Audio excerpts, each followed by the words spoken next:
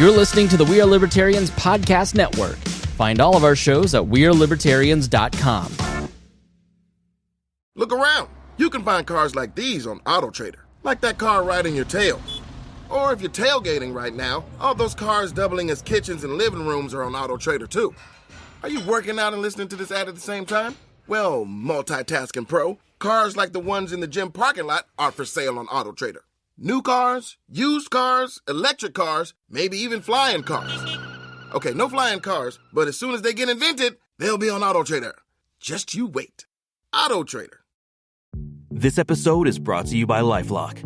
During tax season, your personal info travels to a lot of places. Between payroll, your tax consultant, and the IRS. If your W-2 gets exposed, that's just the ticket for identity thieves. That's why LifeLock monitors millions of data points every second. If your identity is stolen, they'll fix it guaranteed or your money back.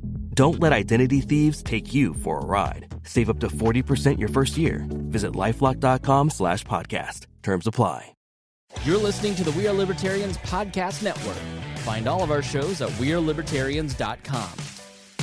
Welcome to the Chris Spangle Show. My name is Chris Spangle here on the We Are Libertarians Network, and we are excited to do another episode of The Path to Libertarianism, where we talk to prominent libertarians about their journey to this fantastic ideology that has blessed so many and enriched so many lives, and few have touched as many people, not in like the Bill Cosby way, like David Gay, one of the admins of Liberty Memes, one of my good friends, and I always enjoy talking to you. How should I address you? Thank you for coming on, but do you like to be called David, Dave, Dadman? What do you go by these days? Well, I think the first time I did an interview about what I do on Facebook was in 2016 on the Tom Woods show, and he called me admin 2 of Liberty Memes, and not even my real name, because at the time we had been pretty, well... You were underground. I wouldn't say we were being unfair, but we were being pretty particularly direct in our attempts to destroy Hillary Clinton's reputation. Right. So I did not want my name out there during that election. So I was admin 2 of Liberty Memes when I was on the show. But I created the Liberty Memes community group, and one time I told everybody, hey, you know, I don't really let people come in here to preach communism. So I toss people that do that. Daddy cares. And when I posted that, everyone just commented, okay, Dadman. Yeah. And that's actually how I got that nickname. Yeah. You've had an interesting journey from meme lord to charitable organization, but I want to start with how you became a libertarian. Like, did you and your brother Peter, who we've had on the program in the past, did you guys grow up in a libertarian household? Like, was it a political household? How did you develop an interest in libertarianism? Actually, I've told this story a few times. We grew up in a pretty conservative Christian house, but we also just had this passionate hate for communism. We grew up during the Cold War, obviously. Peter was born in 1979. I was born in 1981. In 1985 or 86, I was reading a Calvin and Hobbes book. I think maybe it was later on. You know, I might disprove myself just by this being published later. It might have been later on. Maybe I was 5, 6, or 7. I'm sitting on the toilet reading Calvin and Hobbes, and there was this one panel where he refused to take a bath, and his parents were like, well, we could just force you. And they throw him in the bath naked, and he yells back at them. And they wrote in, Bill Watterson colored this in huge, dark, bold font with pencil, because everything on Calvin and Hobbes is like drawn with pencil. Right. And it says, communists. And I had no idea what that word meant at the time, but I could, at that time, I was young enough to identify with not being willing to go take a bath when I'm told, or I could sympathize with somebody who didn't want to do that.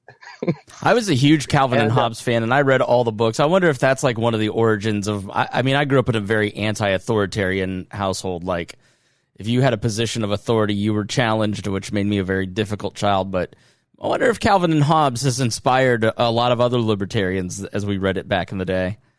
You know, what's funny about it is sometimes I think that Calvin and Hobbes is actually written for people our age to look back and be like, oh, yeah, kids all feel like they're prisoners in their own home and all this other stuff. That's really funny because now I get to be the dictator and I've got 4 of my own. But that particular issue, when I saw that word that I didn't know, but I had a negative connection to because I could sympathize with not wanting to be forced to take a bath. I saw that word communists and I said, that's not a good thing. That's a bad thing. Right. I'm really mad at that thing, whatever that thing is. And next time I'm being told that I'm forced to do something, I'm going to call that person a communist. And that's really where it got started. But very shortly after, in the textbooks in in elementary school, a lot of our textbooks back then were very anti-Russia. We were very anti-Soviet Union. So we were going through the Cold War. I don't know what the purpose of all of that was, but I feel like we're around the same age. I'm 37. Like when we grew up, there was a strong sense of America and patriotism and what the U.S.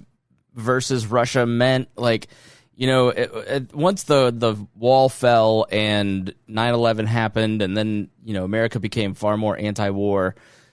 There's not that like same sense of identity. Before the internet, you really understood like, I'm an American, I'm great, this is the best, communists are bad. You know, now it's much more pluralistic, like everybody's good. You know, well, the evils of communism were very present back then as well, though. Right. We can't be mistaken about that. You know, people were being tortured and murdered, you know, and by the millions in China and in Russia, in the Soviet Union, under Stalin, under Mao, under several others that took their place, under Khrushchev, in Cuba under Fidel Castro, and in Cuba under Fidel Castro up until basically his death. And the Castro regime, although the figurehead is no longer Raul Castro, he's still in charge of the National Assembly, which basically means, well, I don't know if I'm terming that right. He's not technically in charge of the National Assembly. I think he's still a member of the National Assembly, but he's the president of the Communist Party of Cuba, and it is a one-party rule country. So if you step out of line with the boss of the party, obviously you're in trouble, whether you're the president or not. So the Castros still run Cuba. My wife is a political refugee from that country. Really? Her father was a political dissident in Cuba. And funny thing, we talk about the Cold War and Ronald Reagan and all this stuff, and he was actually in the most trouble because he used to blast the transmission of Radio Free Cuba, which is a U.S. government-backed and Cuban exile radio program that just transmits American stuff straight into Cuba and anti-communist stuff straight into Cuba. And this was back in the 80s, and he would crank the Ronald Reagan speeches so the entire neighborhood would hear them. Right. So this is in an oppressive regime, and he wasn't afraid of the consequences of doing that. He was like, you guys hear this? This dude is telling the Soviets off. Hence why she grew up in America. Well, no, she did not. She is a political refugee. She came here in 1998. Really? Okay. Yes, my wife is a political refugee. We only speak Spanish at home. Not because she doesn't speak English or because I only speak Spanish, but just out of convenience, I speak both. So actually, Spanish has been my first language most of my life. Interesting. Yeah, people don't know that about me. And to connect all of this, in 1994, so she came in 98. In 1994, there were refugees during the raft crisis. It was called the Balsero crisis. And people would basically get on, it was called a balsa because it's basically made out of balsa wood, you know, what you would do in arts and crafts projects. It was called balsas because they made these rafts out of anything they could find to get out of Cuba when the Soviet Union collapsed. And the reason they needed to get out of Cuba when the Soviet Union collapsed is because Cuba was a Soviet satellite. Right. And there are actually a lot of former Soviet satellites that are still communist. And they've really got no way around it. They stayed communist for the convenience of the Soviet Union subsidizing their economies. And once that ended, there's just no food. But, when there's no food, sometimes dictators get away with abusing people even more. They can starve their enemies to death. But in Cuba, in 1993, 1994, during the collapse of the Soviet Union, the fall of Yugoslavia, the Cubans just ran out of food. And they said, if we stay on this island, we are going to starve to death. So we're going to risk our lives 90 miles in the ocean in some of the most treacherous water in the world, with currents that will take you out into the middle of the Atlantic Ocean, or currents that will take you into the middle of the Gulf of Mexico and swirl you around for days until you dehydrate and die. And if your boat sinks, you'll be eaten by sharks, you'll drown, all these horrible things. Children who washed up on deserted islands and couldn't find fresh water would die almost immediately because they would get thirsty and reject their parents' advice not to drink seawater.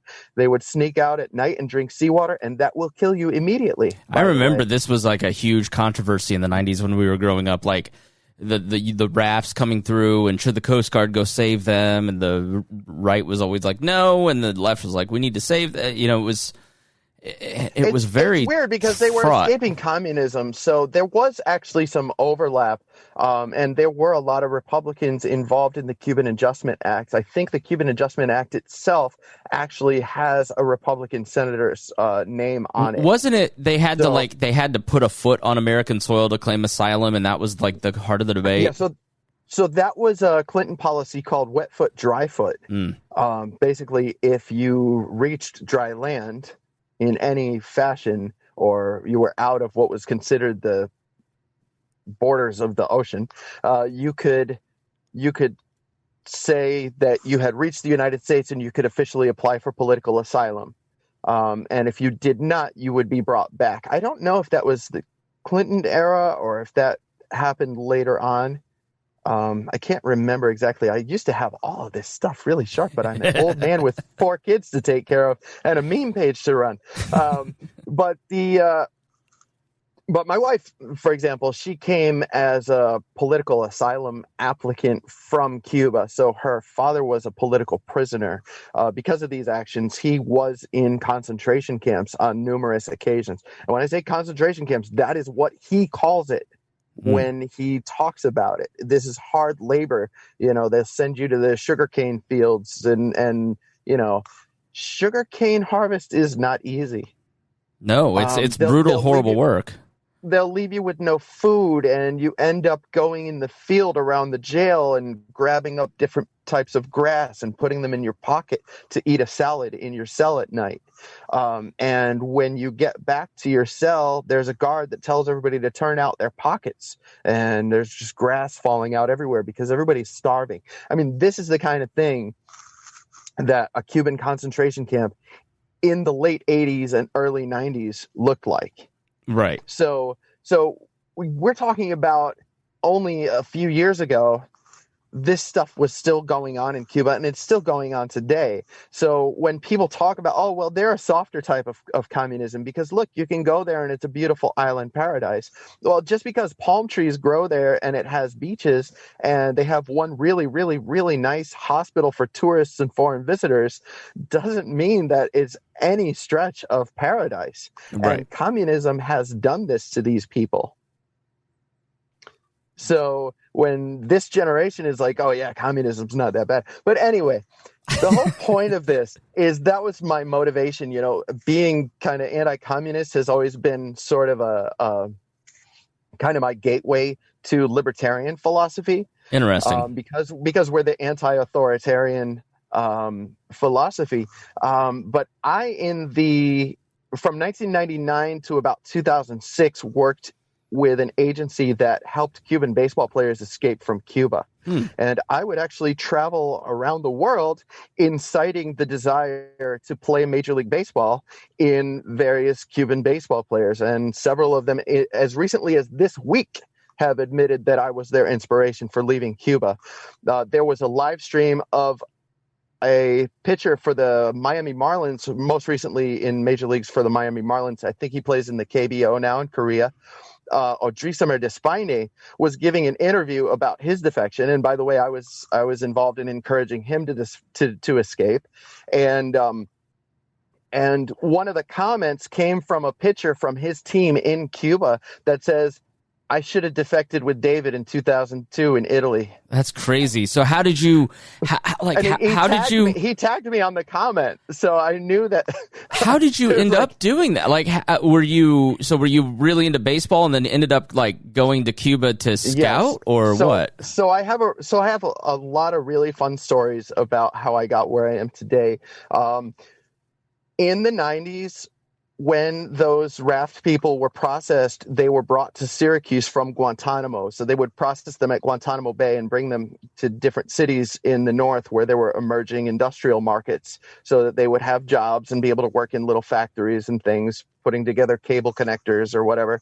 And when they came to Syracuse, they called my pastor. Apparently, the chaplain in Guantanamo went to seminary with my pastor and said, when you get to Syracuse, call this guy. He'll hook you up. So my pastor says, "Hey, I got this call from these Cubans. You're taking Spanish in high school, aren't you?" And I was like, well, probably like level 1. Hola. First couple of well, I knew a little more than that. Como te llamas? Me llamo Dadman. I knew a little more than that because I hung out at the baseball stadium a lot and was already trying to learn Spanish from some of the Venezuelan and Puerto Rican players. Yeah. And I'm talking about like legendary baseball players like Carlos Delgado and stuff like that. They're the ones who played minor leagues here in Syracuse. But I said, yeah, probably the first level, but sure, let's go. He says, well, you're my interpreter. That's awesome. So, and he actually grew up for the first few years of life in Mexico because he was a missionary kid, and he just didn't remember. He only spoke Spanish as a child and didn't remember. That's He's crazy. Just a gringo at this point. But I went over there, and within a few months, I was speaking Spanish fluently like a Cuban. And so I've spoken Spanish and sympathized with the Cuban community ever since way back then, 1994. And I met a few famous Cuban baseball players on their way through the minor leagues. We became friends. And then I found out that an agency in my area was actually involved in some of these people's escapes. And so I called the guy up and I said, hey, I'll come work for you because I speak Spanish like a Cuban. I'm already in the Cuban community. I already know half of these ball players. So he's like, all right, get your passport. We're going around the world. That's crazy. So I ended up eventually through that little spy work, we would like send micro notes to people inside of a pen and say, if you want to defect, give me a call, and wrap it inside of the ink and put it back inside of the pen and hand it to them, ask for an autograph and say, keep the pen and go read it in the bathroom. Things like that. It's like literally just like that Bridge of Spies stuff. And it was like, that's so cool. It was a lot of fun. I guess it paid the rent, but I didn't really become extremely wealthy at it. But I did inspire a lot of people to reject the Cuban communist sports system. And I'm really proud of that because a lot of those people became millionaires. So if somebody came to you and said, I want to defect, what was the process then? Well, you just have to figure out the circumstances. I mean, do you have your passport available? Do you have access to the visa that proves you're allowed to be in this country for at least 90 days because you're in this baseball tournament? Things like that. Okay. So hold on. So they'd come to Syracuse to play like in an exhibition. No, not Syracuse. Like Italy, Dominican Republic, Mexico, Panama. Okay. So they're in Ecuador. another country, and then you help them just go, we're going to go, instead of Cuba, you're going to go to America and claim asylum? No. Basically, you're going to walk.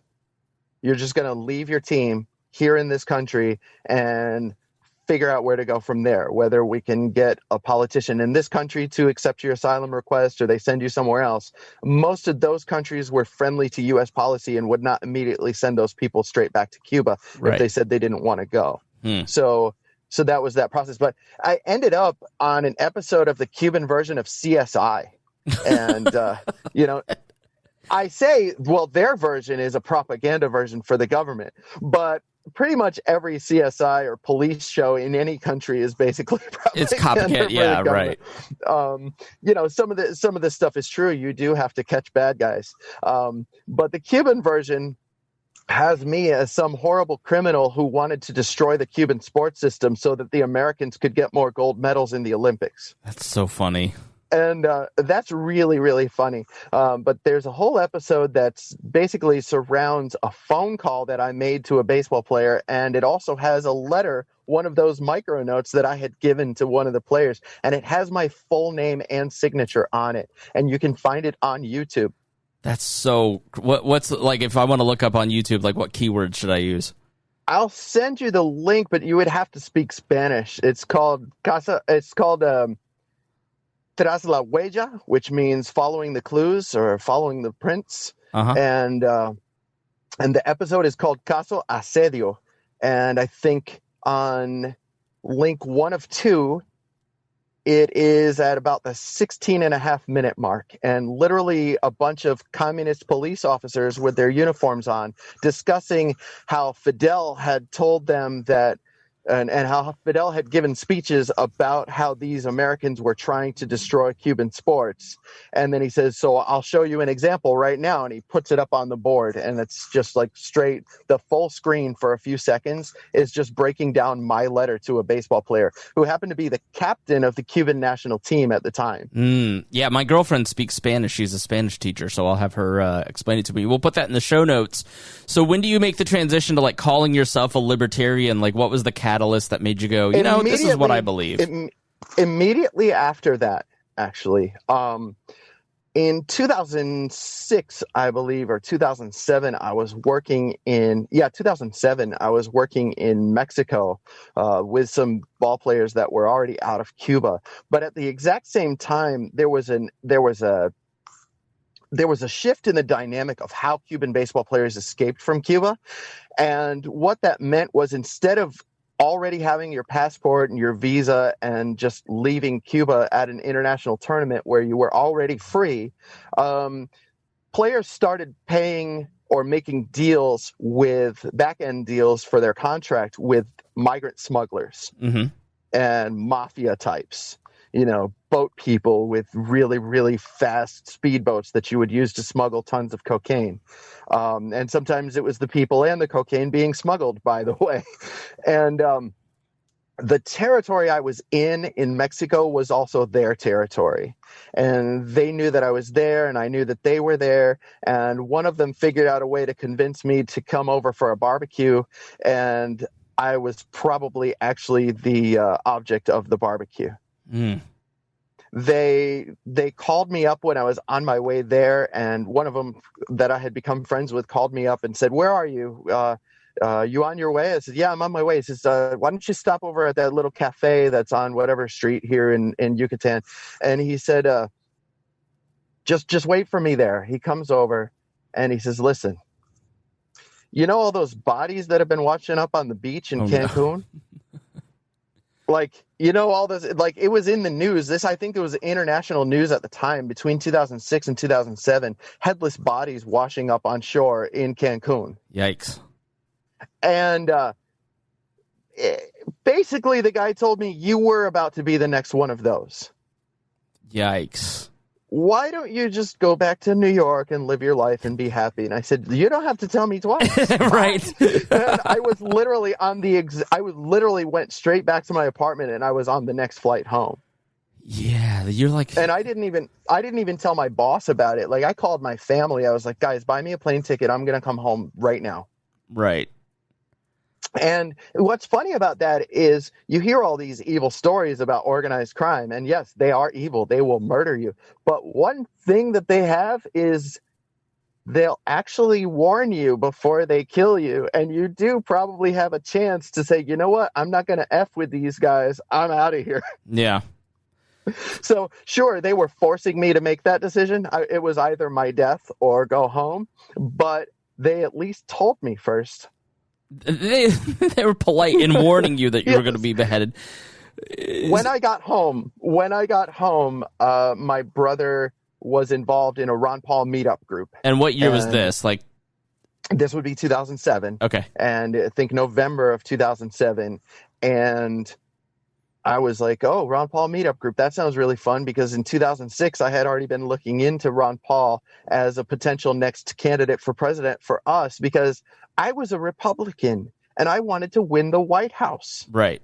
And I wanted to keep the White House despite the unpopularity of George Bush's foreign policy. Specifically, I voted for George Bush in 2000 because he was the anti-war candidate in terms of, I'm going to be the anti-Bill Clinton foreign policy. We're not going to Kosovo, Serbia, Bosnia. We're not going to Haiti and Somalia. Famously said, we're not going to be nation builders. Yeah, he was. Mm-hmm. He said very specifically, I am not here to be a nation builder. And even I think the vice presidential debates went the exact same way against Al Gore. And it was a rejection of Al Gore and Bill Clinton and their foreign policy of that era that brought us a lot of the problems that we have today. And so I was at the time, and I remember being a kid and listening to Rush Limbaugh during the Bill Clinton era, and he would talk about how disastrous Bill Clinton's foreign policy was. And that made me say, this nation building is a bad idea. It was Rush Limbaugh that convinced me of this. Right. And this was, so I remember when they were ideologically consistent, or at least they were pretending to be, because there was a Democrat in office. And so I wanted that to win. So I voted for George Bush in 2000. And by 2004, I actually abstained. I didn't vote. But I still wanted my team to win the White House. And I said, so what we need is all of that good Republican stuff and anti-war. And then Ron Paul came along, and I said, oh, in my naivete, I said, we can't lose. So I had no clue at the time what politics was really about, but that's November 2007. And by December of 2007, I was already so deeply involved in his campaigns that I was attending a couple of the planning meetings for Tea Party 07, which was the original money bomb. Yeah. Okay. I remember that. $6.6 million in one day. We set a fundraising record that had never happened in a presidential election before in U.S. history. And this got no news coverage. I know. I couldn't believe it. Like, you think about the numbers. Like, I think Joe raised $2 million-ish. Gary Johnson set a record $3 or $4 million. $6 million for a libertarian. No. It was $6 million in a single day. That's what I'm saying. If you look at what libertarian presidential candidates, and I'm saying Ron Paul's a libertarian candidate, even though he was a Republican at the time. It was when Ron Paul did those money bombs. It just was mind blowing for everybody, because it was the first. When I got involved in 2007, it was still pretty a quiet movement. You could know literally every libertarian leader possible, and then when those money bombs hit, it was wait a minute, we're not freaks anymore. We have a chance. Well, that is a testament to Ron Paul, who started in, he's been a libertarian pretty much his whole life. Right. I think he actually found libertarianism by working a milk bottle cleaning factory when he was a child. I think he got a nickel forever, or maybe even just a penny for every single bottle that he cleaned at this milk bottle cleaning station. And he's quirky this way. He noticed that every single coin that they gave him had differences on them, and he could detect when they had, he's like a total numismat. And he could detect when there was an error on a coin. So apparently Ron Paul owns the greatest error coin collection on the planet. Really? That's weird. And his own grandson told me this story at the annual Paul family gathering just a couple of weeks ago at his house. And he's telling me this story. He's we all know that G-Ron, and that's what they call him. We all know G-Ron's got, we don't know where it is, but we know he's got every single coin that he's ever gotten in his life. He still has those pennies from the childhood milk bottle store. You're not gonna get a hold of my coins, damn it. Well, I think he lost them in a boating accident. Yeah, right. I want to touch on Liberty Memes and how that started real quick, because I want to spend the rest of our hour here talking about the charity, because that, this is airing right around Christmas, and this is really important to me. Wait. All right. Wait. I love you, but I'm going to finish this one part. Okay. The testament to Ron Paul's dedication is the fact that since childhood he was a libertarian, and by the 1960s, and people don't know this about Ron Paul, by the 1960s he was already speaking at trade shows for various industries, giving speeches about how getting the government out of their industry would help their industry. Right. And this is way back when nobody would show up at any of these things except a couple of industry geeks. And by the 80s, and by the time he became a congressman, there were a few libertarians on the planet. And a woman came to his congressional office and said, Ron Paul, you're a libertarian-leaning congressman. Would you come to our college campus and speak to this Young Libertarians Club? He's like, oh, that sounds great. Yeah, I'll do that. So he went to this Young Libertarians Club to speak to them. It was like 3 kids. And he's like, yeah, we can work with this. We can get started right here. And I don't know who those 3 kids are, but I am certain that they're still involved in the liberty movement somewhere, and that they were really the ones that got this all started. But that's a testament to what you can accomplish when you're dedicated, and you know that if you just keep going, you can multiply the amount of people that are involved in what you do. Yeah, his tenacity and workmanship is really to be admired, and really something that, when you look back at the overarching history of the libertarian movement, like from, back to Mencken, Meyer, and Albert J. Nock, and like the beginnings of it, to Ayn Rand, to Ron Paul, to Rothbard, to the Koch brothers and all the Cato tentacles that they built. Like, if you look at the 20th century, Brian Doherty's book, Radicals for Capitalism, is a great overview. Like, it's a lot of hard workers who didn't have a lot to work with, and we enjoy the work of those people who toiled for a long time, like David Nolan, who started the Libertarian Party in 1972. He was watching Nixon. Nolan was a Republican watching Nixon take us off the gold standard and got pissed and founded the Libertarian Party like the next weekend in his living room. And, he was on the national committee when I met him in like 2010. He had been working for 40 years. Some of these people who show up to libertarian conventions were at the founding. You can talk to people like Joe Hauptman, and they just go, you kids don't understand how good you have it. Like, even you and I back in 2007, like, you had to explain what a libertarian was. It's not something you don't have to explain what the word means anymore. We're really spoiled by how much of a broad awareness there is of what we believe and what we kind of think, and we take it for granted. We think, oh, people don't understand us, but it's grown so much in the last 15 years. It's really great. Yeah, well, I tell people all the time that say stuff like what you're saying about you kids don't know how good you have it. I say that to people nowadays because we were involved when it was still very very grassroots, and we didn't have social media when we did the Ron Paul money bombs. Yeah. I want people to understand this. In 2008 or 2007, when we did raise $6.6 million in a single day for Ron Paul, we only had meetup.com. Yeah. I mean, that was literally how it operated. So it's getting better. It's getting, like, I kept a list of all the libertarian podcasts. It's still up at libertarianpodcast.com. And like in 2013, I literally could write out the list. I mean, when I put that first list together in 2012, 2013, like there were 100. And there's way too many for me to keep up with that anymore. Like, that's the cool thing, is that there are a lot of people who are starting their own shows. They're seeing what you have created, what I have created, what other people have created, and they're doing it themselves, which is awesome, because then that just gets people thinking about how to communicate libertarianism easily, quickly, in a fun way, makes them better communicators, expands it to their circles. So you really, with Liberty Memes, like, there's a couple top tier, like, first in libertarian meme pages. Being Libertarian, I would say, is one of them. We're up to 100,000 likes on the back of memes, but Liberty Memes was just like, you guys blew up to 600,000 likes before you got zucked, didn't you?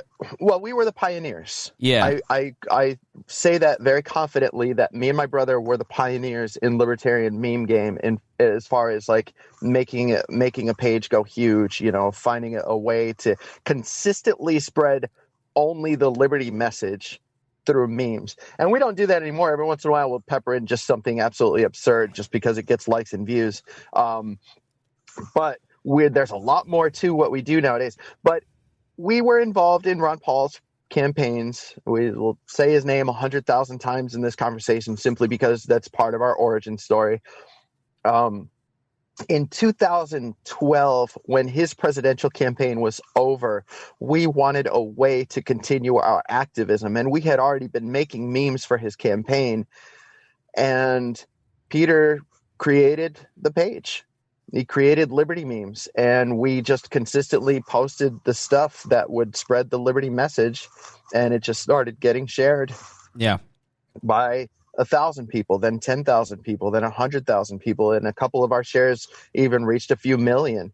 And by 2016, you know the story. By 2016, we were pretty harsh to Hillary Clinton, and Facebook didn't like that.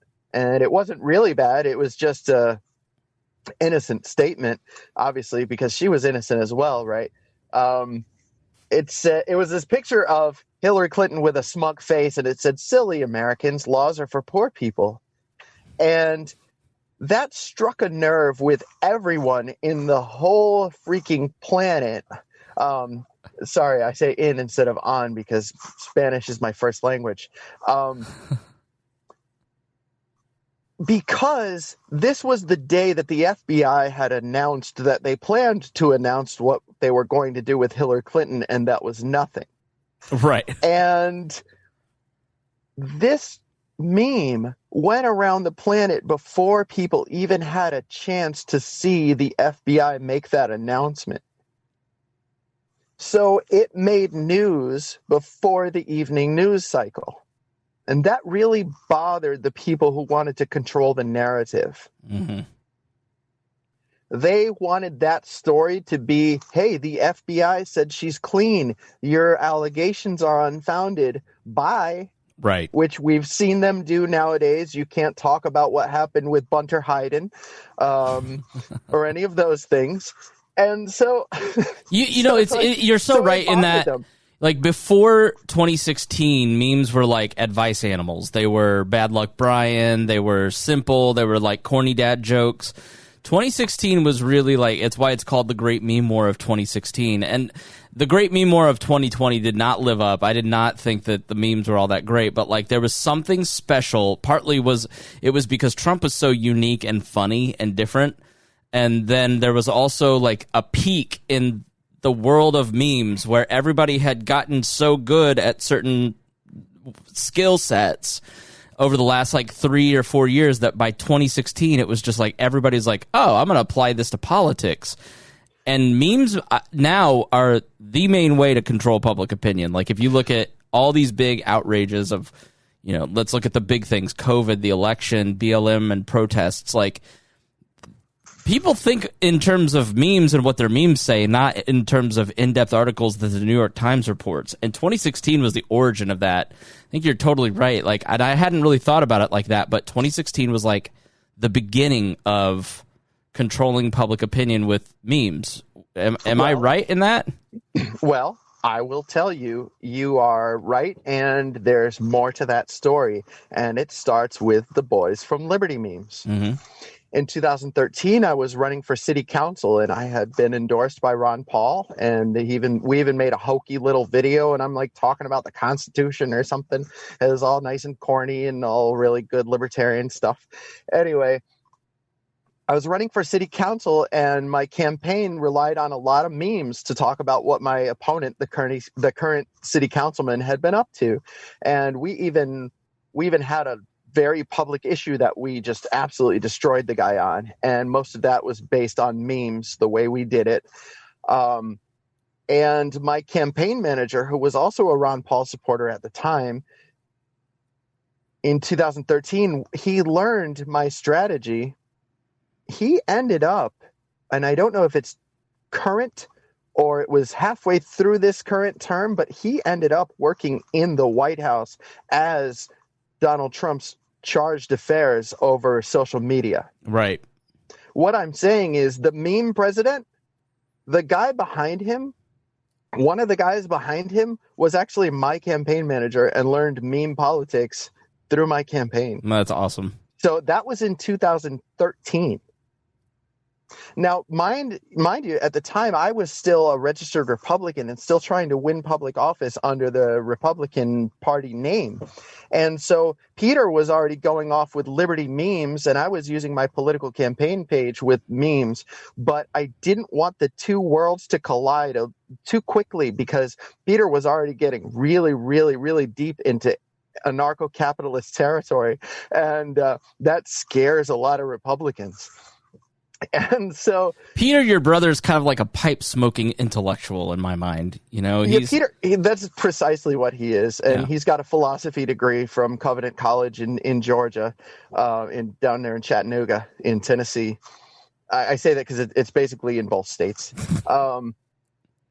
But Peter was posting all this stuff, and he was like, I don't care what people think. This is our philosophy, isn't it? I'm just going to post everything that lines up with what we believe here. So he was doing that, and I was kind of scared. And even at events, so I was a speaker at the Young Americans for Liberty State Convention.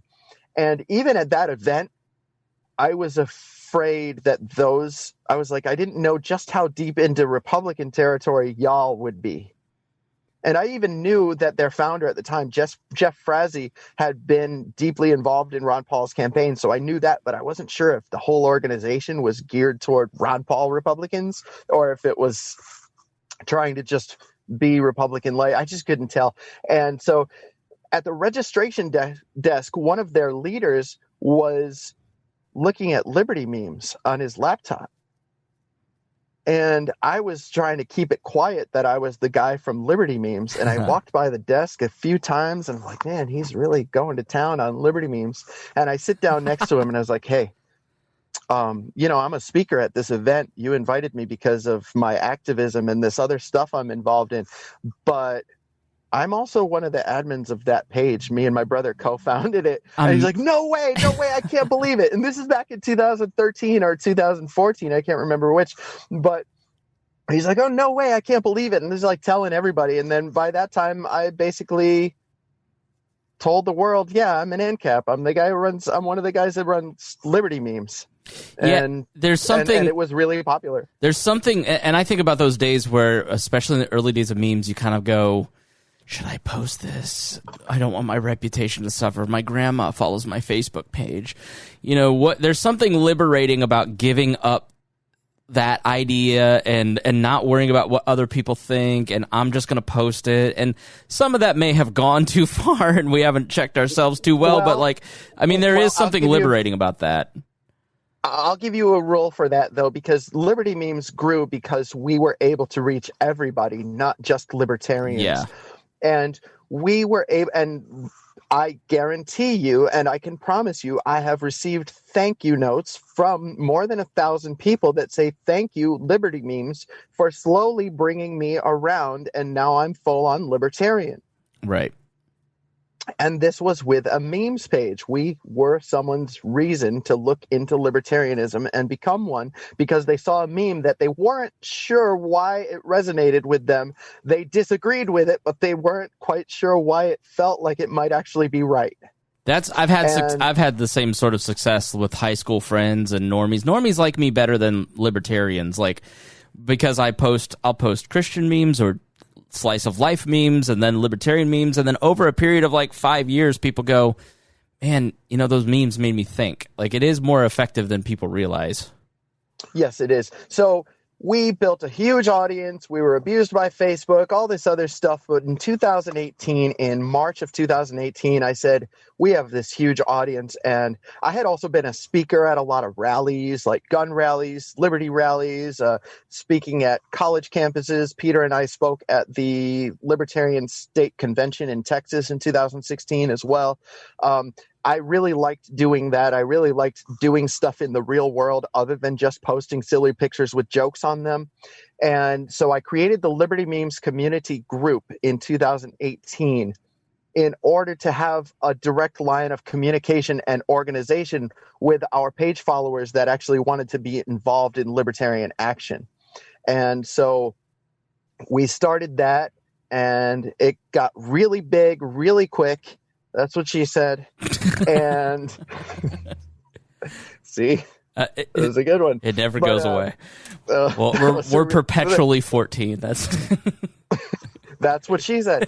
And so, gosh, what is wrong with us? So the Liberty Memes community group, the boys from Voluntarism in Action, which I think is an offshoot of the page Being Libertarian, which grew up alongside Liberty Memes. We were the original Share for Share, along with Like a Libertarian and I think Libertarian Girl and things like that. And your page, We Are Libertarians. And we grew up doing a lot of that Share for Share and built our audiences that way. And back when the algorithms wouldn't stunt us when that happened, it would actually show the algorithm that we were more popular because big pages were sharing us too. Mm-hmm. So back then, we could really rely on that network. Anyway, they reached out to me because I had this huge group, and they said, "You've got a lot of reach and a lot of popularity in this group. We're trying to help a little girl get a kidney transplant. Could you help us with the fundraiser?"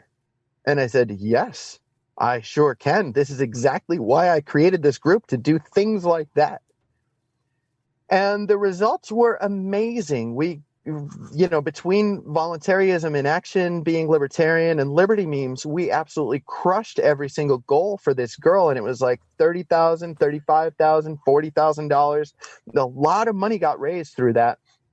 And I said, okay, I see what this audience is capable of. And I found out that one of our page followers was about to get foreclosed on. And I said, okay, what do you need to keep from being foreclosed on? And it was basically pay off the entire mortgage. So we did it. We bought somebody a house.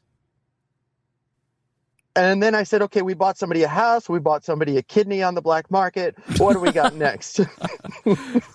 And people just kept coming out of the woodwork. They were like, I see your successful fundraising and I'm in trouble. I need this. I need that. There were some scammers who just wanted to get in on the action. That happens anywhere in the world where you're involved in stuff like this. But it ended up being where people were relying on Liberty Memes to clear their causes. And this is in the Liberty movement. They were like, oh, you got a problem? Go to Liberty Memes community group and suggest this cause. But we had not devised a system for how we would triage these. So they would come to us, and if it seemed legit and it seemed really, really like they needed it, or it was a really bad cause, some bad situation, we would just put it out there and say, all right, we're donating to this and we're donating to that other thing and this other thing. We reached like 20,000 people. So we had the audience to sustain it. I remember going like 2019-ish to the group, and it was just cause after cause after cause after cause. It was awesome to see because, like, in my mind, that's the fundamental premise of how libertarianism will work in the absence of a welfare state. Humans see other humans in trouble and rush to help. Like that empathetic system that we really need to focus on, because that's how people are going to get helped in the world. Well, that system itself gets crushed by socialism. Mm-hmm. Socialism, communism is a system that teaches you that you need to rely on the government for these things. And when the government's not there for you, something is unfair in life. Right.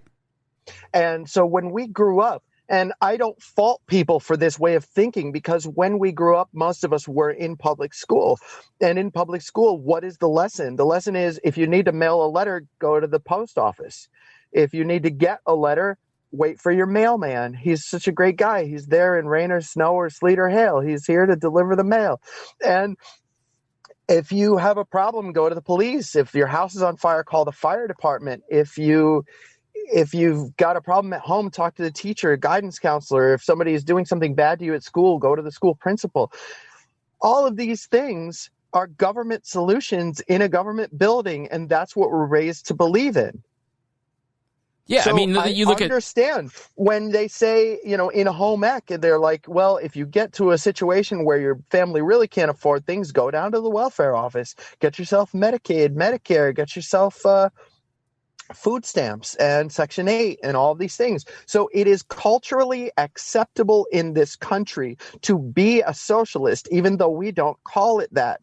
And so and this is across the board. There is no difference between a Republican district and a Democrat district in terms of acceptance of socialism in this country. So I can't go around the world. It's not good enough to go around the world telling everybody you're a socialist and that's bad and that's why everything's bad in this country because you're a socialist and don't you see what socialism does? And they say, no, socialism pays my rent. Socialism pays my food stamps. They don't call it that, but we call it that. And it's like the meme of this lady screaming at a police horse. You've seen the meme. Uh-huh. She's screaming like she's just angry at this horse. She's just screaming some rally slogan at it. And it's just got this look at his face like, lady, why are you yelling at me? I'm just a horse. And so when libertarians are online just laying into anybody that doesn't agree with them and calling them, you statist a-hole, just going to town on them and being especially cruel because you're the reason that my life sucks. You're the reason we're not free because you're blind and you haven't woken up. It's like, that is no good. That does not get anyone to your side. And Spike Cohen actually reminded me of the ancient phrase, nobody cares what you know until they know that you care. Right. Why aren't we reaching people on their level in their world? So that's what I try to do with Liberty Memes. When I fund a cause, I don't care if the person is a Republican or a Democrat or a Libertarian. I'm just trying to help somebody to prove that libertarian theory that if the government were gone, we would pick up the slack. Right. So in terms of the welfare state, I think it's the greatest thing in the world that now we are proving it. So I'm going to get to this.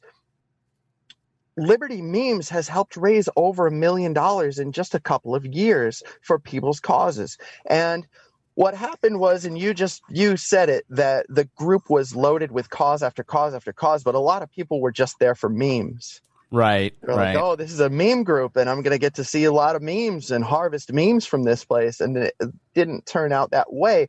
But there is also, and I would tell anybody that complained, I said, we post memes every single day, and I approve dozens of posts that are memes as well. Why don't you check the group image gallery because it's got like 20, 30,000 memes in it. Yeah, but this is a problem that I find in our circles, but I don't think it's just, and I hate to bash libertarians because I just think it's human nature. Like, I don't want to be confronted with this thing because that would cause me to make a sacrifice monetarily, time-wise. Like, people don't, I'm here for the fun, and I don't want to be challenged, or I don't want to be I don't want to be reminded that people are struggling. I don't want to, that and so they go, well, they wrap it in like you're violating your brand by not posting enough memes. It's like, no, we're here to help people. And I'm sorry that that's uncomfortable for you. Like that to me is how I always read that stuff when I'd see those comments in there.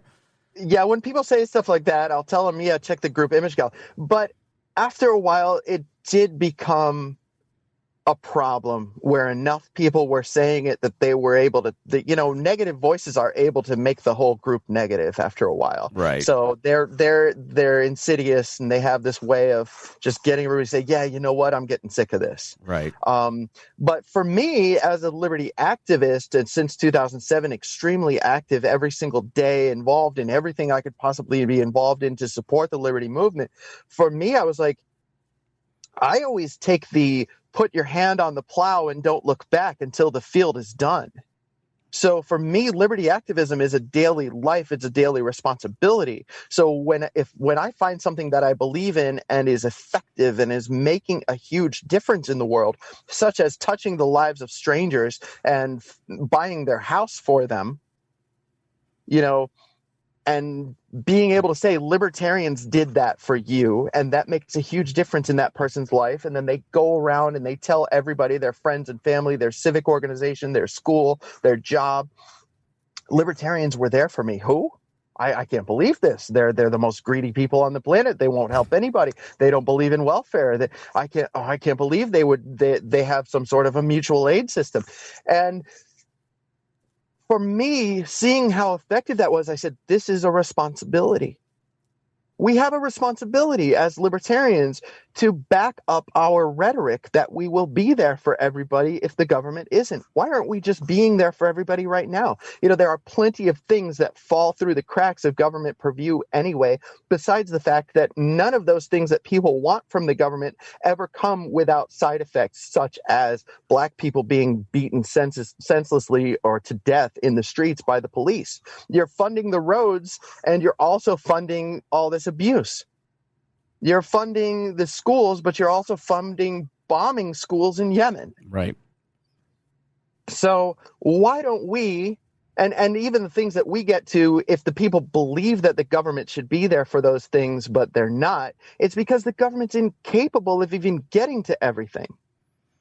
But pointing out government incompetence is not enough. We have to have a solution on the other side of that. Exactly. But pointing out government incompetence, so we have to do it ourselves. We don't have to just provide the solution and say, my philosophy is a solution. No, we have to provide actionable material and say, this is right now how you can see libertarians already proving this theory. And for libertarians, I tell them, this is how you, as a libertarian, can convince society to be more culturally libertarian and lean toward voluntarist solutions. See, it is not enough to be active every 4 years when there's a presidential campaign and you think you can finally get some attention. Go out and make the attention. It did become a problem in the group that people were complaining that there weren't enough memes and this and that. And so I said, look, what we'll do is we'll create a clearinghouse group called Liberty Memes $5 Charity Club. And any of you people that are really, really interested in all of these causes and really want to help and do understand this mission, go over there. And the pledge will be that you give at least a $5 bill once a month to at least one of the litany of causes that we post in that month. And that was it. That was the premise. $5 in the whole month was your contribution to an organization that could reach dozens of people a month and change the lives of entire families overnight. And so how didn't you I remember looking at your Patreon at one point, and it was like one of the biggest on Patreon at some point. I mean, so well, we were in the top 500 in the world among about 160,000 Patreon accounts. Yeah, it was crazy. So that $5 club, is that when it really took off? Just I'm going to create a mechanism. We're going to fund it through Patreon, and then no, we don't fund it through Patreon. And I feel the responsibility to elaborate very clearly on that issue. Please. Because Patreon is a monetization mechanism, and so Patreon exists for me and my brother to get some sort of compensation for all the work that we put in. Got it. I put in like 12 to 14 hours a day, vetting causes, answering people, giving interviews, traveling to other states. And my travel is driving so that I can meet people in person at grocery stores and stranded motorists and homeless people and teach them about libertarianism. Right. And if you don't think teaching homeless people is a way to spread liberty, I've got some stories of redemption of homeless people that I can tell you in a minute. But this is a lot of work. This has been a daily routine for almost 3 full years now of almost 10 to 12 to 14 hours a day of work. Sure. And then there's the fact that we have to get around the Zuckerism, and there's the fact that we have to get around our suspensions on our accounts and our pages getting taken down. And we have to also reach an apathetic audience that whenever you're getting abused by Zuck, and Facebook and social media has been very good at making libertarians apathetic, because once we can't reach anybody, we feel like we're already defeated. Right. So when we start saying, hey, help us reach people, we just get the comments back, well, it's no use, buddy. Facebook has already got us crushed. I know it's the most negative group of people I've ever been around, and I love you and what you're doing because it gives me hope. Like seeing the response that you get. Yeah. Despite all of the abuse we get on social media and all the things that marking our donation links as spam and all the amazing things that we're trying to do, and Facebook jumping in and saying, "Not so fast, buddy." Despite all that group has only existed since October of 2019. So that's only 1 year and basically 1 month. And in 13 months, that group has funded fully 85 causes. And those 85 causes directly impact entire families. And those 85 causes total $325,000. Wow. This is money that went directly to somebody in need. So we had a situation, for example, and $325,000 in a group of only, and because Liberty Memes Community Group may have 23,000 people, but Liberty Memes $5 Charity Club only has 3,000. And it only reached 2,000 and 3,000 because of Spike Cohen and Tom Woods and Larry Sharp, and hopefully now your podcast. It only reached that because I drove to other states so that I could meet with those people, so that I could tell them our stories and they would put me on their podcasts. I mean, I'm talking about driving from Syracuse, New York, all the way down to Houston, Texas, twice. Once to talk to MC a rally for Spike Cohen, and another time to be at Ron Paul's house so that I could talk to Tom Woods. Wow. That's cool. And this is road warrior stuff. And on the way, I met with homeless people. I met with supporters of the page. I met with libertarian leaders, with party activists, because my message is it's not enough to be active every 4 years when there's a presidential campaign or just to be involved in politics. You, with a $5 pledge, could make a huge difference in our culture in this country, outside of the political sphere. Just by donating to a GoFundMe and commenting on that GoFundMe, libertarians are here to help. Voluntarism is the way. Taxation is theft. Liberty Memes sent me. So you can go through 400 or 500 different GoFundMes that are out nowadays that have been fully funded, and they're loaded with thousands, and I mean thousands of comments that say libertarians are here to help. And these are even causes that weren't even run through my page, because we've inspired that. So around the world, people are getting their funding, and it says this is from libertarians. So how does it work? So if I join the $5 group, I pledge as a member of that group to give $5 towards a cause you select, or walk me through the process. Yes. So causes come to me from the Liberty Memes main page, from Liberty Memes Community Group, from our private group for patrons, which I try not to spend all my time just circling the wagons around our own people, because we do want to reach other people. But causes come to me from all these different places, but I also feel a duty to take care of our fellow libertarians, because fellow libertarians should be prosperous if they're active contributors to the liberty movement. I don't think that it's good for our movement for people to be evicted from their home, because then they can't spend time on liberty activism. That's actually why I have a Patreon. It's not good for me and Peter to not be compensated for good work, because if we are compensated, and this is capitalist free market theory, and I talked about this on your show before, donate to patreon.com/wearelibertarians. Donate to patreon.com/being-libertarian, patreon.com/liberty memes. These are places where you can help the people that you believe in, who are out there putting in the work and making the country a more culturally libertarian place. And just because you're not winning elections, I've never measured the success of the liberty movement in terms of poll numbers or how many votes we got, because we are out here changing the real world in real time. And the more people that are involved in that, the more easy the campaigning will be when it's time to knock on their door and say, hey, we're the Libertarian Party, we're trying to get you to vote for us. They won't say the who. They'll say, oh, you're the guys who helped my neighbor when her dog got sick and needed an emergency surgery. Yeah, and you are a patron of We Are Libertarians, and we thank you for that. We are a patron of Liberty Memes. When we had to trim down, we only... At one point, I went through a financial rough patch, and we had to trim a bunch of different things, and I kept Liberty Memes and Lions of Liberty. Those are the two. I support Scott Horton also, and I support Larry Sharp, and I support your page, and I also support Graphtreon, because Graphtreon.com keeps a list of how many patrons you have and where your ranking is among the Patreon account creators.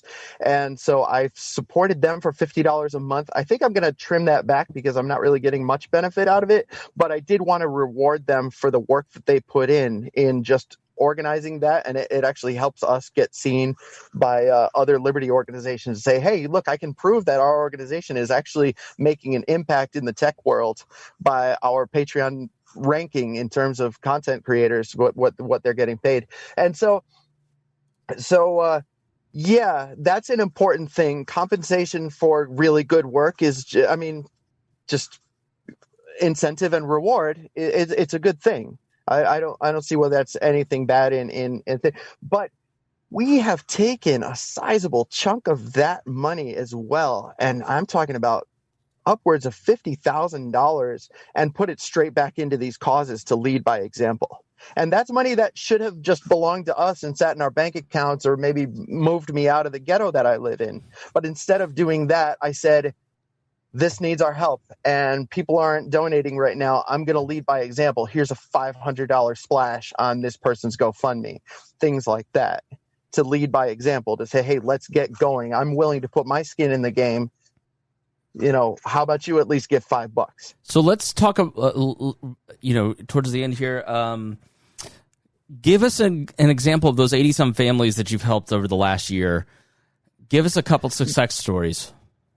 Okay. So we had one, I could tell you one for any day of the week. There was one just last week. She said that she was broke and couldn't afford her rent or her bills or something like that. That's usually the case.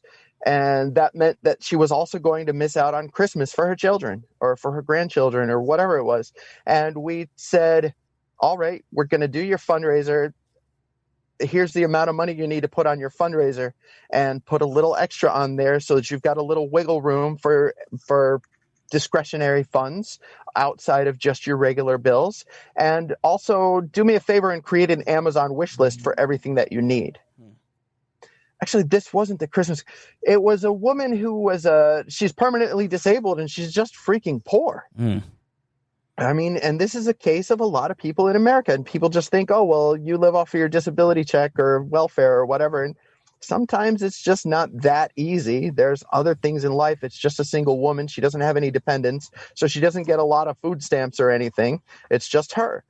And she hadn't bought new clothes in maybe a decade. She's wearing the same clothes for at least 5, 6, 7 years at a time. And I told her, do me a favor. Don't just put things that you need like immediately on your Amazon wish list. Don't just put deodorant and shampoo and razor blades. Why don't you pick out some clothes and add that to your Amazon wish list? How did you meet her? Who did she direct message you?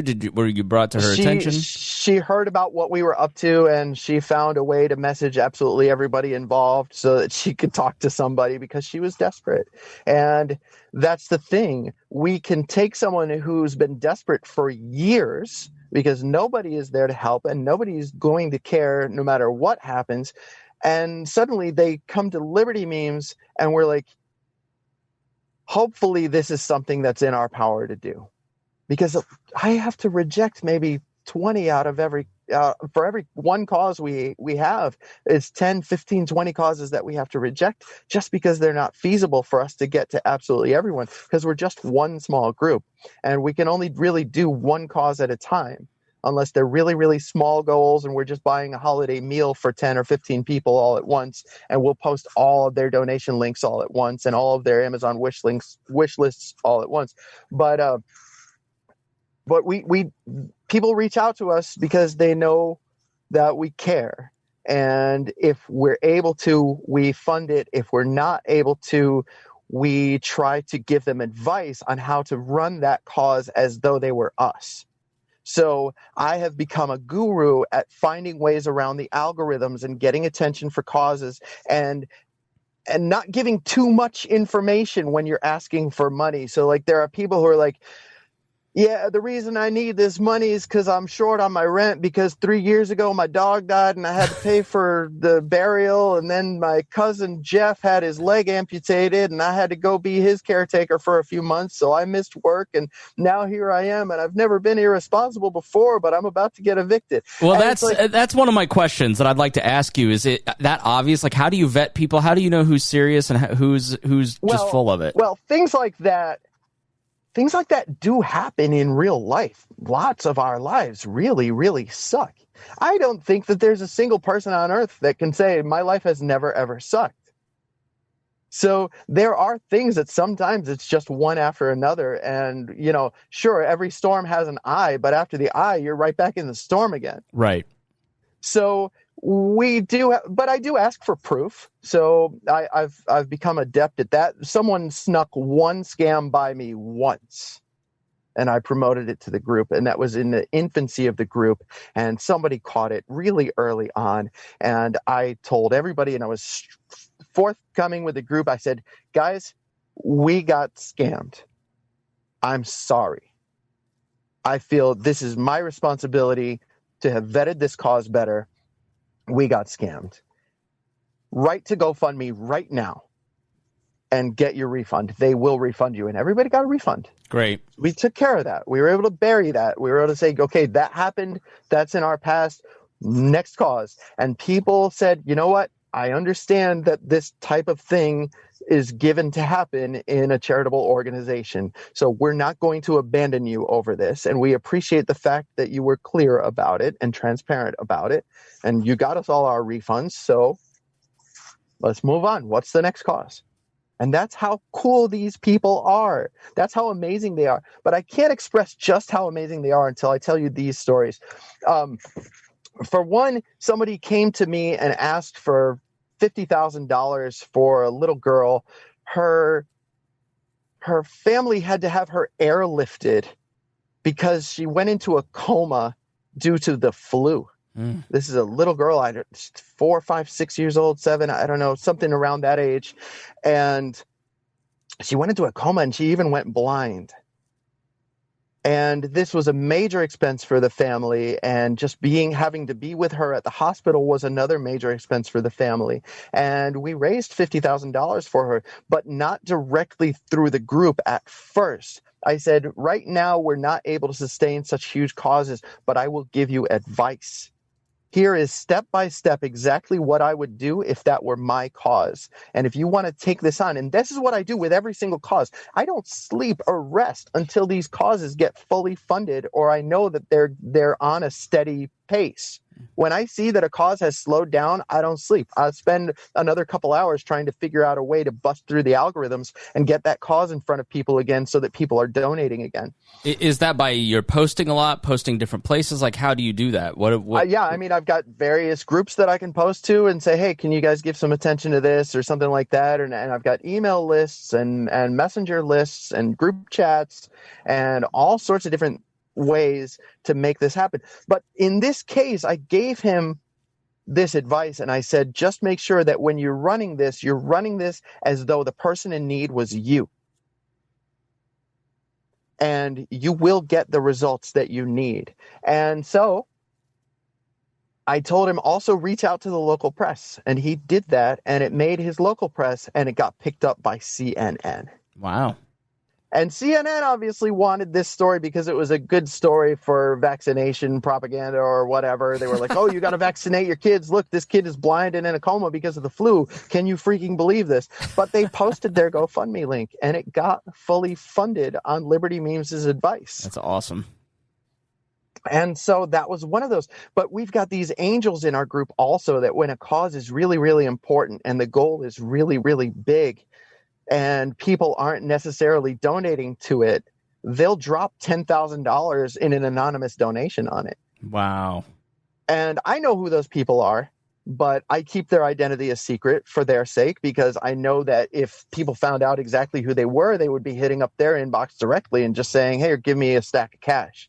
And that's not appropriate. And but we have one case in particular, and this hasn't happened yet, and I don't want to talk out of school, but he told me it was okay to tell this story, so I'll tell you. We had a family with the father was disabled for a couple of months because of a back injury. So one of our group members reached out and said, hey, you know this family. It's a good, these people were involved in the Ron Paul campaigns way back in 2007, just like us. They were members of the Albany, New York meetup.com group. And I was a road warrior at the time. I would try to go to Buffalo and Rochester and Syracuse and Albany and Boston and just support the liberty movement's different meetup groups along my immediate highway. And so I knew these guys, and they were great people, really amazing liberty activists as well, homeschooling their children. I think they've got 5 children, and he couldn't work. So I said, well, what do they need? Can we buy them some groceries? Can we pay their rent? Can we pay their utility bills? What is it they need? She's like, yeah, well, that should be adequate. $3,000-$4,000 would be more than enough. I said, well, then we're going to do it. There's going to be a next cause. Just get their permission, and I will make a GoFundMe and list them as the official beneficiary so that the money goes straight to them.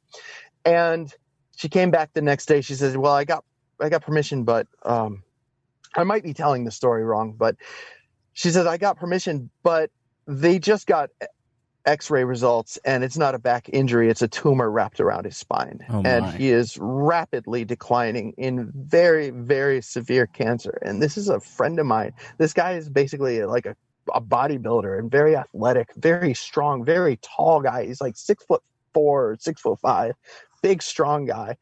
And handsome too. Like even my niece had like a girl crush on him. She was a little girl, and she looked and she's like, oh, he's so handsome. Just an amazing guy. And to see him deteriorate that quickly is just broke my heart. But I said, okay, we're going to make this fundraiser for $50,000. And I have no freaking clue right now how we're going to make that happen, because our group is just not raising that kind of money all for causes, maybe $500-$600 or $2,000 or $3,000, maybe a high limit of $5,000, but we're going to raise $50,000 for him right now. And on day 1, $10,000, day 2, $20,000, day 3, $30,000, day 10, the $50,000 goal. Great. And then the magic actually happened. You think $50,000 in 10 days is a miracle. The magic happened. One of those angel donors reached out to me and said, David, I need their address, because I know you've probably got to get going soon. No, you're fine. My associate producers just walked in. Oh, okay. He says, David, I need their address and I need their information, because eventually the fanfare around the situation they're going through is going to die down, and $50,000 is just not going to be enough. Everybody in the rest of the world looks at $50,000 and says, wow, you just became one of the high rollers of Jeopardy champions.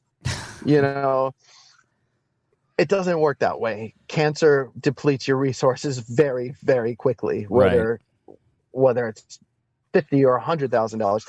And he said, I want you to know that once that fanfare dies down, if they ever end up in more trouble and they need more help, I'm going to be there for them. And even if the worst case scenario happens and he passes away, I want to be there to basically adopt those kids financially, where they will be able to come to me for advice, or if they end up in a problem or in a struggle, they can come to me and I will take care of it. I mean, this is a person with the resources, so I know that he means it, and I've seen him do it before. And so there are cases like this where after we help somebody, another miracle happens. Somebody steps in and says, well, I'm going to go the extra mile. That I already thought, $50,000, we were going the extra mile. Right. And we don't know it in the liberty movement. We are the freaking League of Extraordinary Gentlemen. We have so many people with talents and resources, and we don't know how to use them. Yeah, because we got this guy who comes up to us and says, "I'm going to adopt that family for the rest of their childhood." I mean, you have no way to measure what that statement means from a person who's capable of doing it and has done it in the past. There's just no way to know. But we have situations like that all the time. So I have, in my travels, and I wanted to tell this story about homeless people last year. And I travel, when I go places, I drive because I want to be able to meet people in other states and reach out to people that I come across, because driving gives you a unique opportunity. If you are an astute observer, you will be able to see people who need help. Right. Just by driving by. You see a few bums on the corner and they're not holding a sign. It's probably because they're just freaking broke and they're not out there trying to grift anybody. They just don't have any solution in life anymore. Mm-hmm. And you walk up to them and like, "Hey, can I buy you guys a meal delivery to have a bunch of pizzas dropped off at this corner? And here's a few $50 gift cards or $25 gift cards so that you guys can go buy some fresh socks and things like that." And I'll reach out to the homeless that way. But you never know who it is that you're helping and what they'll do after that. There was a guy, I discovered him because I was driving to the mall, and in between the mall and a factory was parking lots, which were separated by a stretch of woods. It's a very thin stretch of woods. I'm like a stretch of woods that's probably as wide as a street, but it's just this strip that divides the two parking lots between an abandoned factory and the mall. And I noticed this was in winter in Syracuse, New York. This is where I live, in the coldest and snowiest city in the United States. And so I was like, there's tire tracks and a single set of footprints going back into those woods in the snow. Somebody's living back there. And I'm a big guy. It was the middle of the night. It was dark and cold, but I don't really care. I was like, I'm going to go back there and find out what's back there. Because it doesn't seem like a single track of a guy walking his bicycle is going to be anything dangerous to me. I'll either find somebody who committed suicide or somebody's living back there, Right. I mean, that's what you think. So I went back there and I live streamed it and I knocked on the dude's door. I mean, apparently he was living in a hobbit house that he had built out of plywood in the middle of the woods. And so I knocked on his door. He had a locked door and everything. And I knocked on the door and he opens the door and says, "Can I help you?" And I said, "Dude, you're living in the woods with no electricity and no plumbing in Syracuse, New York in the middle of the winter. How can I help you?" And so he gave me, oh, you got the Rona. Sorry, I sneezed, yeah.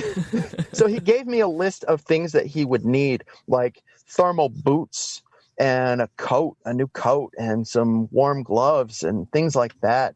And so I went out to Walmart and to Burlington Coat Factory. I bought him a propane space heater and I think like 16 propane tanks to go with it, the little propane gas tanks for the propane heaters. And I taught him how to ventilate his space with that. And I brought him a brand new pair of thermal Timberlands that were exactly his size, like really, really nice stuff. I just wanted to show so much love to him. I bought him some new bedding, sheets, pillows, things like that. A lot of socks. Listen, when you're on a long trip or you're walking somewhere, your feet get funky. Imagine being homeless and only having one pair of socks. It's a huge issue for homeless people. Like they don't want to go to homeless shelters because they don't want their boots and their socks stolen. I mean, I can't imagine the fact that we even exist because of the fact that in the century before our birth, people didn't even have toilet paper and flushing toilets yet, or toothpaste and deodorant. Like, I don't even know how anybody could be living happily ever after with crotch rot. Like, they tell all these fairy tales about princesses and kings, and I'm like, we live in a society that has toilet paper. And you know what's funny about that is all these people who are promoting communism have never wanted for anything in life, and most of them come from wealthy suburban neighborhoods, and they're like, the thing I'm going to do for the poor is I'm going to make the government redistribute wealth.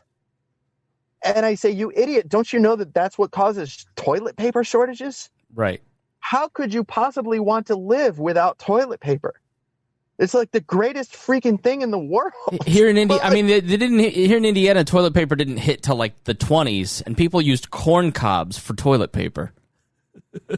Like, could you imagine that you complain about the one ply, but you're shoving a corn cob in your behind? So did your grandparents grow up there? My great-grandparents did, yeah. Your great-grandparents grew up in that. Yeah. And you exist. And I knew my great-grandparents. They died in 1997.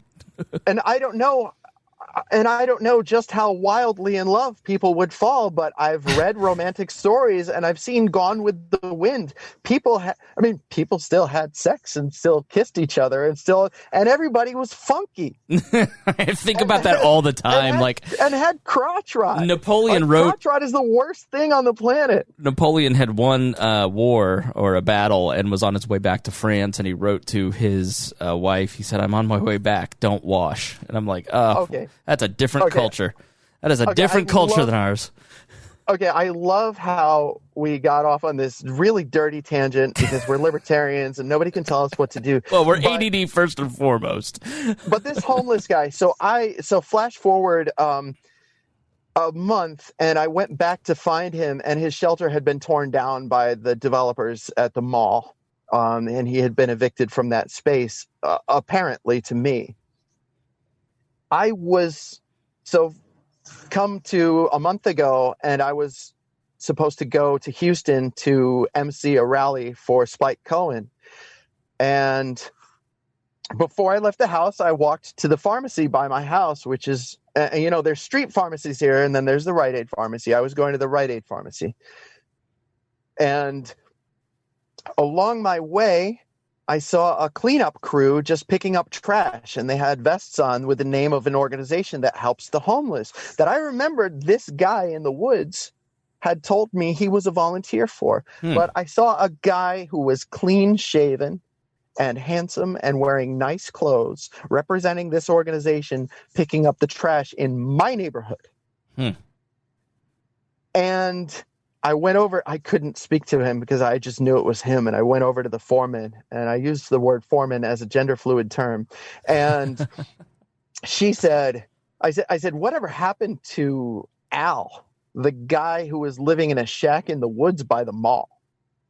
And she immediately knew who I was talking about. She said, "Well, I don't know exactly what happened to him in particular, but one day he came to our office and he said, I feel like people care about me again, and I'm ready to go back and live in society and live in a house."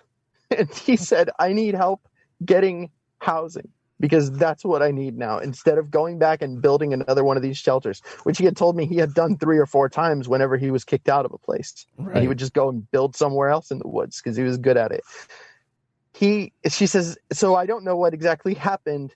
He came to our house last winter one day," and this was before getting kicked out, which obviously it was because I went and met him on his level and treated him as a human being and treated him as important enough to go in the woods in the middle of the night in the freezing cold winter and find him there and help him. And she says, "So that's him right over there, and he lives in a house now." That's awesome.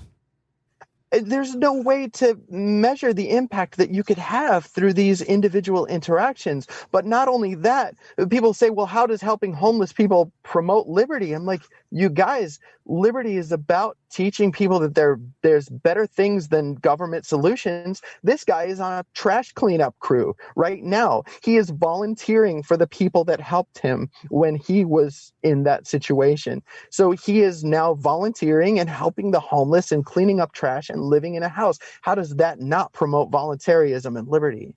I mean, that's the definition of why I do this stuff, because I know that any single person could be inspired to want to change the world in a positive way that way, to volunteer. And the more volunteers we have on this planet, the more we can help. So we've raised $320,000 in a group of people that's not even active. Not everybody's active. It's like 200 people are active on any given cause. And with only 200 people being active on any given cause, and only maybe 500 total being active in a month, we raised $320,000 in this group, where the pledge is you're just going to give $5 a month to one of these 6, 7, or maybe even 10 causes that are posted to this group every month. I mean, The numbers are astounding. And some of these stories that we tell, and there's way more of those. If I had battery on my phone and you had 3 more hours to do this, I would go through this entire list and tell you all of the miracles that have happened to all of these people that we've helped. There was another girl who posted about being depressed because she was broke and she has a special needs child, and she had a fundraiser that was going absolutely nowhere. And we found that 2 days ago and funded it within, I think, 30 hours. And she needed $2,200 to stave off eviction, to pay some bills, to other things. And I said, what are you doing for your kid for Christmas? Why don't you tack another $1,000 onto your fundraiser goal, and don't worry about justifying what you do with those funds. We want you to have fun with it and enjoy Christmas. And she told her child, she said, and this is a child with special needs, beautiful young boy. I don't know how old he is. Maybe he's 4 or 5. And she posted a picture of him with the biggest authentic grin on his face, a big smile, because she had just told him, honey, we're going to have Christmas this year. It's beautiful. Man, I mean, that's it's just like, and this just happened, and this just reached its goal yesterday. And we didn't just add $1,000 to her goal; we added $1,100 to her goal. I mean, she can do whatever she wants right now, and she's got wiggle room. And we do this all the freaking time. This is every single day. There's a story like this in that group. It's Liberty Memes $5 charity club. And you just give, and there's no middleman. It's just, I post a link and you give straight to the person in need. And then you get to see the story of the person in need, because we bring them into the group so that they can thank everybody. Yeah, when we've done, I mean, and it's the fundamental message of libertarianism. I mean, the bureaucratic state, bureaucratic solutions robs people of their humanity, because it disconnects the emotion that you're showing, the emotion that you experience on a daily basis as you're helping people. When you're connecting with people and caring for them, it blesses you, it blesses them, it builds a stronger society, it creates more unity because you're working together. I mean, when we've done charity, like we raised $5,000. I don't think I ever really gave an update because it was a sensitive situation. We raised $5,000 for a woman in our audience that was escaping a situation with an abusive spouse. She is thriving now in a different state, you know, working with other women that were in her situation. Like, it's, I'm empower working with a woman people like that right now. Yeah, I'm working with a cause like that. Not our current cause. I'm trying to figure out ways to work her in. We try to avoid domestic situations because domestic situations can get pretty messy, and there's more to the story. But hers is pretty unique. I mean, her husband got arrested for the abuse that's being alleged here. I mean, there was but he's more wealthy than her. She's out on her own with the kids, and he's not paying the child support, and he's not helping at all. And she's just being absolutely obliterated and crushed under debt and trying to survive getting out of this abusive relationship and rescuing her kids. And I told her, put together Amazon wish lists for all your kids' Christmas needs and for any material needs that you have, and we'll try to do fundraiser for you. So we're going to be getting to her, but you have no idea the impact that you'll have in a person's life. You're absolutely right. It's truly great. And then once you do that, once that person gets there hasn't ever been a person that I've personally like helped or been friends with that was in a tough situation, that once they feel that dignity from another person that reaches their hand and helps pull them up, they then start helping way more people than that single act of help initially. And that's one of the beautiful things. So to wrap up here, how can our audience, how can people listening get involved and help your cause? Well, I wanted to say one more thing. You know, human interaction is so important. Being human beings to each other is so important. And that's one of the most heinous things about these lockdowns, is that we're not allowed to be around other people. I'm in New York. I mean, the lockdowns around here are really extreme, and none of us are sick. It's ridiculous. But they've taken away our ability to be together as human beings and actually literally reach out and touch each other. And that is so necessary. And you've got seniors that are dying in their nursing homes, And not just from COVID because they got COVID or whatever spread around the nursing home really fast, but also because they're in their 90s and the last resource they have available to them to help their family is to give their grandchildren a hug. Or to give some advice to their children before they die. And that's the last thing that they were planning on contributing to the world. They were like, well, I've got this amount of time left. I'm sitting here in a bed, but I'm still motivated to help my family somehow. Bring the grandchildren and I'll talk to them about stories from my day. You know, they've been robbed of that opportunity and just want to die. They've been protesting and posting notes stuck to their bedroom windows so that passersby will see them that say, we don't care about COVID. If you're not going to allow us to see our families, we just want to die now. And that's what's so heinous about taking human interaction from people. But only communism can do that. Only communism is so inhuman that they don't care about the cost of something that they say they're doing for the common good. And so that's why what we're doing is literally the anti-communist solution. So you can be on Facebook, Liberty Memes $5 Charity Club. If you appreciate the work that we do, please join our Patreon, patreon.com/Liberty Memes. We've also got Liberty Memes Community Group, which is pretty much the Wild West of all of this. If you don't want to be offended by things, please don't join that group. And then there's the Liberty Memes main page, which is pretty much just nonsense memes. So, and I'll put links to all of it in the show notes too, so people can go check it out. I'll send you some links just so make sure you've got them, and I'll also send you the link about my story about being on Cuban CSI because that's a pretty funny one. Oh yeah, send me the links and I'll put them in the show notes. David, thank you so much for coming on. It's been so great to talk to you, and I love everything you're doing, and hope we can partner together to help amplify your causes a little more. The pleasure is mine. I want to tell everybody who was involved in political campaigns this year, if you want your job to be easier and you need something to do right now during your downtime, come over to Liberty Memes $5 Charity Club or start something like this on your own. Be involved in stuff like this and your job will be a lot easier in convincing people to support liberty ideals in the future. Couldn't agree more. Thank you so much, and thank you for listening to We Are Libertarians, and we will talk to you soon.